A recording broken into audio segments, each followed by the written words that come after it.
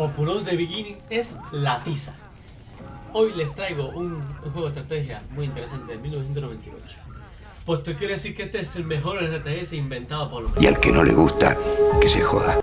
Este juego es tan sencillo como complejo, porque nada más tiene dos recursos.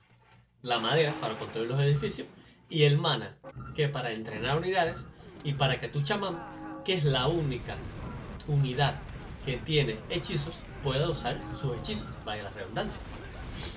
¿Y por qué es complejo? Fácil, porque al tener una sola unidad que tiene habilidades, las otras unidades dependen de tu nivel de micromanejo que tengas, porque todo es aquí. Entonces vamos a explicar la base del juego. Como ya le dije, habían dos recursos, la madera y el mana. La madera está en el mundo, son árboles que tú recoges, que tú cortas para construir los edificios. Y el mana se genera por los seguidores o las unidades que tú tengas en tu tribu. Empezamos por las unidades. Están los Wildies o las unidades salvajes, no pertenecen a nadie, pero con cierto hechizo, que veremos más adelante, tú los puedes traer hacia tu tribu. Están los Brave o los valientes, que son la única unidad que puede construir edificios y la que más mana genera si no están AFK, o sea, si no están de vagos y están siempre trabajando.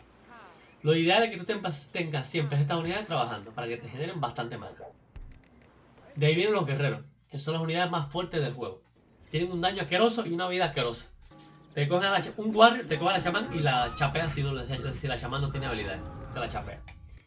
De ahí vienen los predicadores, que son unidades que le meten cuentos, literal, le meten cuentos a las unidades enemigas para que se pasen a tu tribu. Normalmente en el multijugador esta unidad no se usa porque está muy rota. Imagínate tú que la unidad más fuerte, que son los warriors, no pueden hacer nada contra los predicadores. Porque apenas ven un predicador se sientan ahí a escuchar el cuento y se lo pasan a tu tribu enemiga, a la otra tribu.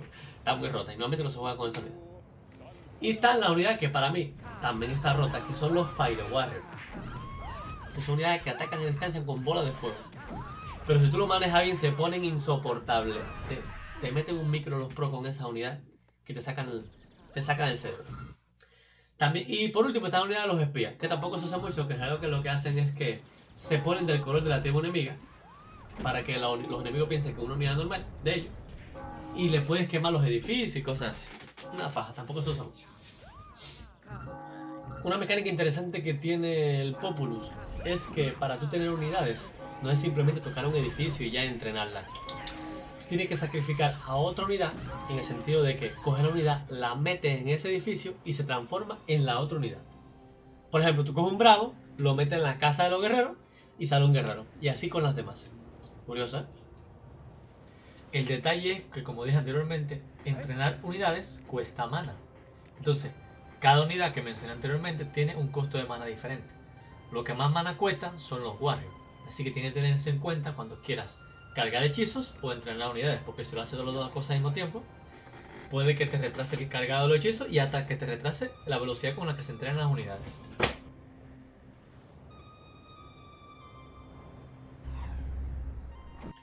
Una de las cosas que más me gustó la primera vez que jugué el Populous fue la mecánica de combate. Me dio tanta gracia que se me partió el culo tanto reír. Es algo increíble. Hasta ese momento, cuando lo jugué, no había visto ningún otro juego de estrategia que tuviera tanto realismo en cuanto a eso. Me encantó. Está tan bueno el sistema de combate que simplemente la unidad más débil del juego puede matar a cualquier unidad. Simplemente la empuja y si cae al agua, se murió. Sí, porque aquí las unidades no nadan. No sé por qué. Pero está genial. Bueno, y lo que queda sería explicar los hechizos, pero son demasiados. Y cada uno tiene su complejidad y su estrategia. Así que lo que haré después es sacar un short para cada hechizo y explicar los trucos y cómo debería usar. ¿Cuál es la parte triste de este juego? Que en su época, 1998, por algún motivo, la empresa que lo desarrollaba, que era Bullfrog, cerró y abandonó el proyecto. Y el juego sigue vivo gracias a su comunidad. Bueno, para que vayan cogiendo una idea, en la comunidad también hay un sistema ranking. Y hay 6 medallas. Cuando tú empiezas eres un wildie, o sea, no tienes rango. De ahí vas jugando, te conviertes en bravo. De ahí en warrior, no. De ahí en espía. de ahí en Warrior, de ahí en Preacher, Fire Warrior y finalmente Shaman. Pero creo que deberían de agregar otro rango llamado God, porque hay ciertos chamanes que hay en la comunidad, rango chamanes, que están a otro nivel y deberían ser rango God, o sea, rango Dios. Ya no sé, creo que no lo he propuesto todavía en la comunidad, pero estoy a punto de proponerlo. En la descripción del video les dejaré el link que lleva a la página de la comunidad en la que estoy activo ahora, en la que está activa.